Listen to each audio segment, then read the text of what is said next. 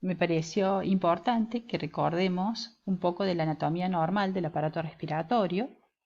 Entonces el aire ingresa a través de las fosas nasales hacia las vías nasales. Luego tenemos la laringe, ¿no es cierto?, donde están las cuerdas vocales, habiendo pasado por esta conexión que existe con el aparato digestivo a través de la faringe, que como sabemos, gracias a la epiglotis, se cierra para que el bolo alimenticio no pase a las vías respiratorias.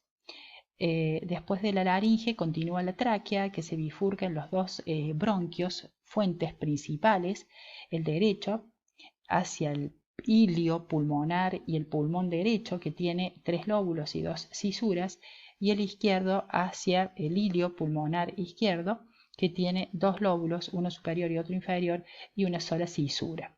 Esto en rojo que pueden ver aquí es el diafragma. Y en la próxima diapositiva vamos a ver las estructuras más minúsculas del parénquima pulmonar.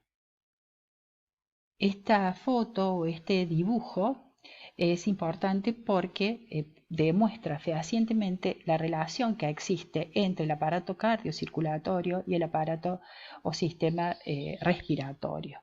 Entonces, ustedes ven la ubicación estratégica que tiene el corazón entre ambos pulmones. Acá se ve la glándula tiroides, acá se ve la tráquea y acá el corazón con sus cavidades derechas y sus cavidades izquierdas. Se puede ver, digamos, la salida de los grandes vasos y las ramificaciones hacia el parénquima pulmonar. Y en este círculo se demuestra, digamos, lo que representa fundamentalmente el intercambio gaseoso. Esto es a nivel alveolar, por lo tanto, cuando inspiramos, ingresa el oxígeno, y el oxígeno es tomado por los glóbulos rojos que circulan por el torrente sanguíneo del vaso que está en contacto directo con los alvéolos, al mismo tiempo que se expele el dióxido de carbono. Esto es fundamental porque, como podrán darse cuenta, si esto está alterado por alguna patología que comprometa, como vamos a ver más adelante, esta estructura, obviamente el paciente tiene dificultad para respirar. Una de las patologías no neoplásicas del pulmón es el absceso. El absceso, ustedes ya saben, es una colección purulenta en una cavidad neoformada. Esto se ve aquí en pleno parénquima pulmonar. Acá podemos observar incluso la membrana piógena y el contenido purulento que tiene el absceso. Esto sí o sí necesita drenaje, además de la antibiótico terapia, y puede ser consecuencia de una infección, como por ejemplo una neumonía, así como un tumor necrosado, un tumor necrótico, realmente también puede abscedarse. Y no nos olvidemos de la diferencia que existe con el empiema. El empiema es el acúmulo de líquido, pero en una cavidad preformada, como sería, por ejemplo, la cavidad pleural. Entonces ese líquido de tipo purulento se acumula en ese espacio que deja la pleura visceral y la pleura parietal. No es nuestro objetivo volver a ver tuberculosis, que ya la hemos visto y detenidamente. Pero bueno, recordarles solo, es una patología infecciosa, no tumoral, por supuesto que afecta el pulmón, y quiero resaltar nuevamente esto de que nosotros pensábamos que ya no había más pacientes con tuberculosis, y les digo nuevamente, la tuberculosis ha resurgido, hay una incidencia aumentada de casos por factores que tienen que ver con la inmunosupresión y algunos otros, o sea, inherentes al huésped o inherentes al ambiente. La tuberculosis afecta fundamentalmente el parénquima pulmonar, como podemos ver acá, y los ganglios linfáticos. Y la estructura histopatológica característica es el granuloma. Un granuloma blando porque tiene necrosis central que está rodeada por células epitelioides, células gigantes multinucleadas y linfocitos. Recuerden también que es una enfermedad infecciosa granulomatosa crónica específica, porque el agente causal se conoce y es el Mycobacterium tuberculoso o bacilo de Koch. Es interesante que sepamos de dónde proviene la palabra atelectasia. La atelectasia, si uno quisiera desglosarla a la palabra, a esa sola palabra, significa, la A significa un prefijo negativo, o sea, no. Tele, distal, y ectasia, dilatación. Entonces, es la falta de dilatación en las estructuras más distales del parénquima pulmonar. Se refiere tanto a la expansión incompleta de los pulmones, como podría ser tranquilamente la atelectasia neonatal, como al colapso de un pulmón relativamente o previamente insuflado. ¿Qué quiere decir? Que ya en algún momento el pulmón tuvo la cantidad de aire suficiente o adecuada, produciendo zonas de parénquima pulmonar con carencia relativa de aire.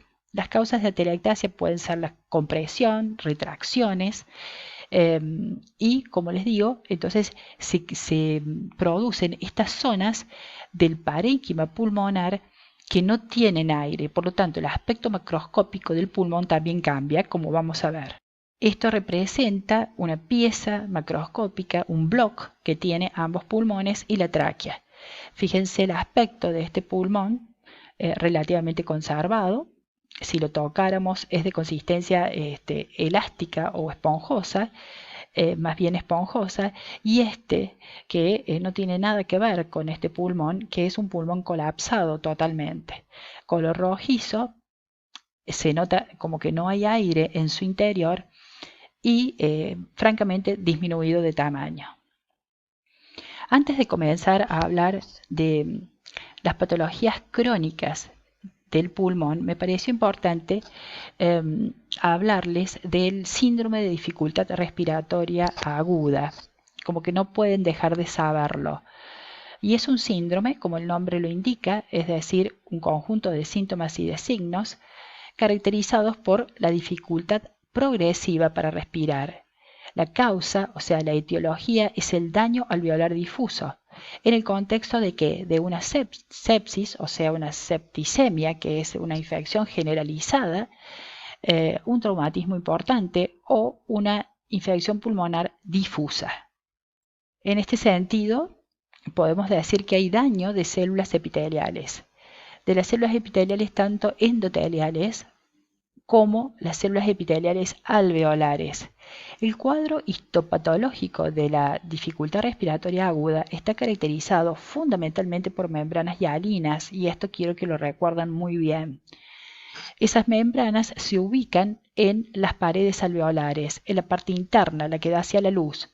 Hay edema, hay neutrófilos, macrófagos y necrosis epitelial, y vamos a ver cómo todos estos elementos se comportan cuando hablamos de la patogenia de este síndrome.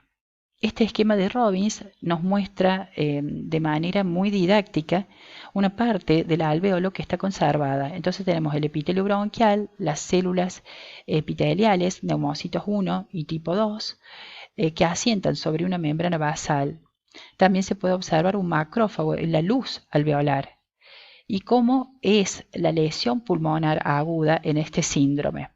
Y en ese sentido, nosotros tenemos que desde la sangre, o sea, este es un vaso sanguíneo, que tengo que contarles que las células endoteliales también están como tumefactas, los glóbulos blancos van siendo secuestrados y migran hacia el alvéolo.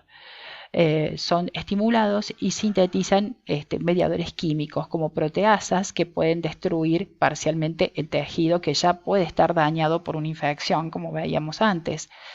A su vez también entra líquido al espacio alveolar. Participan los macrófagos, sin dudas, también liberando mediadores químicos. En última instancia se produce esto que es la membrana hialina, justamente se llama hialina porque es de color rosado, que es una característica, digamos, de las más importantes de este síndrome. Está constituida por fibrina y otros elementos que vamos a ver.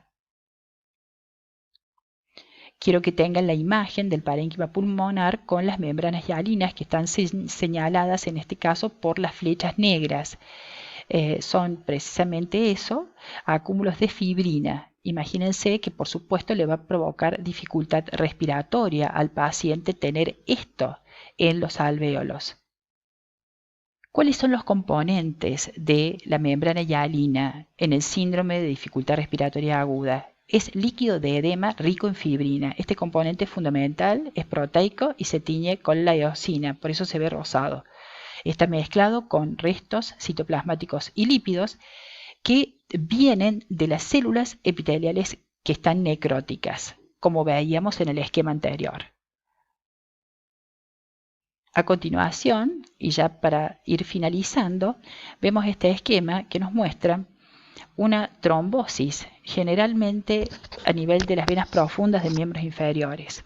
Esos trombos pueden, digamos, fragmentarse y desprender émbolos que viajan por el torrente circulatorio para después ir a impactar en ambos pulmones, ¿no? Entonces se produce un tipo tromboembolismo pulmonar, o puede que se produzca un área de isquemia o un área de infarto. Y esto es lo que quiero señalar aquí.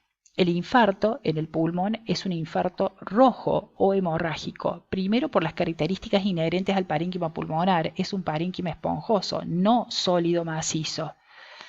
Y además porque hay una doble circulación. Una que está dada por las arterias pulmonares y otra que está dada por las arterias bronquiales. En realidad, en un intento, digamos, por reparar esa área, se producen como anastomosis y, digamos, puede de esa manera producirse el sangrado y la hemorragia característica del infarto rojo, que como dijimos en alguna oportunidad, es un tipo de hemosiderosis secundaria. Y por supuesto les voy a mostrar en esta última diapositiva cómo se ve macroscópicamente un pulmón con infarto. Infarto rojo, no hay ninguna duda, es por hemorragia. Suele tener una forma triangular, como les dije. La causa más común es la trombosis de venas profundas en miembros inferiores, por varices, por ejemplo, comunes en las mujeres. Y esto es la representación histopatológica de un infarto, donde se puede ver un infiltrado hemático abundante, sufusiones hemorrágicas, y por supuesto que esto le trae una sintomatología bastante compleja al paciente.